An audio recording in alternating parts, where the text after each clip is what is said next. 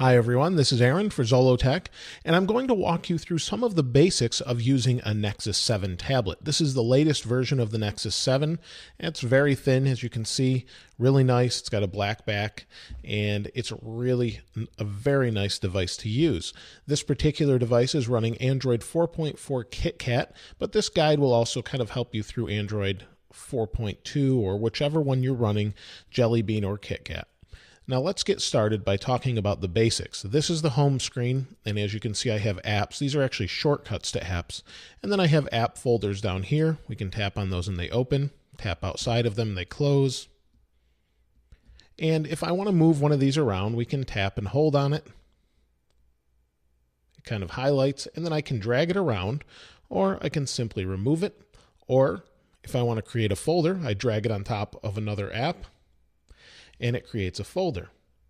If I want to name that folder, I can tap on the folder, tap in the bottom. It pops up the keyboard. I can name it. We'll just name it OK. And now it's named OK. If I want to open that back up and get rid of it, I just drag it out, and the folder's gone. So really simple. If I want to get rid of an icon, tap, hold, drag to remove, and it's removed off this screen. Now it's not deleted from the device, it's simply dragged off of the home screen.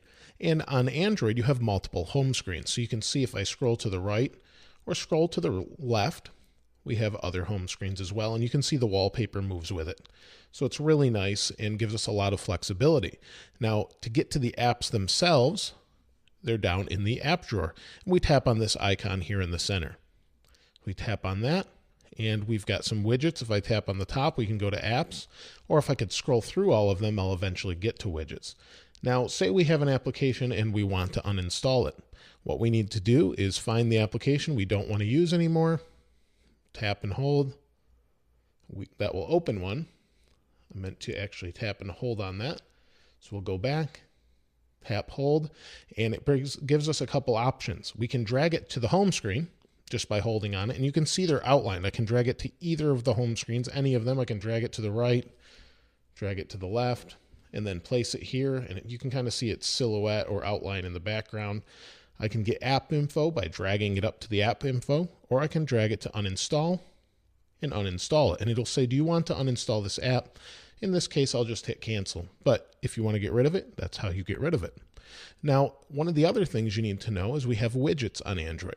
And widgets are app information that updates by itself. So in this case, this is the weather app. If I tap and hold on this one, this is a widget.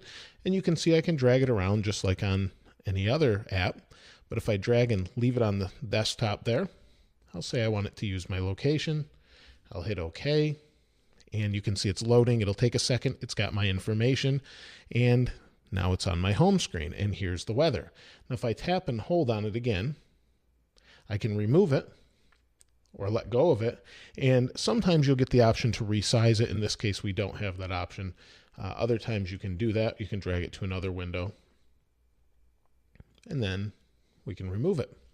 So really simple, very simple, and not much more to it than that. But one of the other things we need to know is the buttons on the bottom.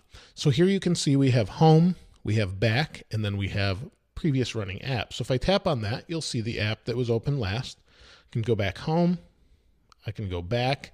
If I'm in an application, I'll hit back. It'll bring me back to the last screen. Now the home button, if we tap and hold the home button, we have this little circle that appears, and that's called Google Now.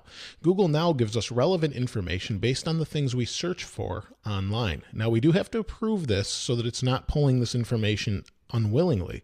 But if we approve this, it will give us relevant information based on what I'm actually searching for online. So say I'm searching for my favorite sports team, and that sports team may be on next Sunday or whenever, and near that time, maybe they score a touchdown, it will pop in that information in the top in the notification center and just let me know that there's some new information. And it's really helpful. Maybe you've set an appointment in your calendar and you need to be somewhere and you gave it specific directions. This will let you know when you need to leave to get there on time. It's pretty interesting information and definitely worth checking out.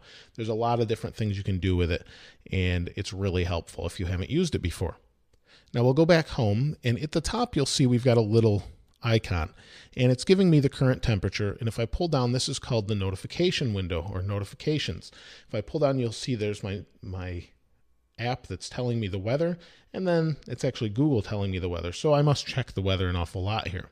Now to clear these, I can simply hit this button here, and it will clear those notifications, and this will let me know about emails or messages that have come in. It's really very handy. Now if I pull down on this side, I get notifications. If I pull down on this side, I get different settings and quick access to brightness and Wi-Fi and things like that. So it's really very useful, and you can do that too with 2 fingers if you're on a regular Android phone. So it's really nice. We can go to settings, and we can hit back, brings us back to the home screen, and it's really very, very nice. Now the other thing you may want to be using a lot, at least it helps me out, is voice search. So see this little microphone. Anytime you see that little microphone, you can use your voice to search for something. So let's search for when the next Steeler game is. When is the next Steelers game?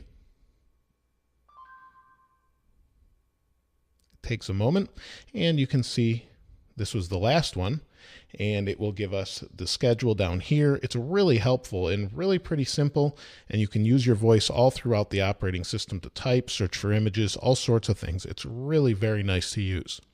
Now you can see we do have some icons down here in the bottom. We can move those in and out just like we could before with the regular apps. I can move this folder in here. We can do whatever we'd like with this, arrange the whole device the way we'd like. And let me show you one final thing, how to change your wallpaper. Now, if you see the home screen, tap and hold on a blank spot, and it brings up the choose wallpaper. Now we can choose that from the gallery, the live wallpapers, photos, or wallpapers. So I'll just pick wallpapers, and these are the stock default wallpapers. So if I pick one, I tap on set wallpaper, that will be my wallpaper.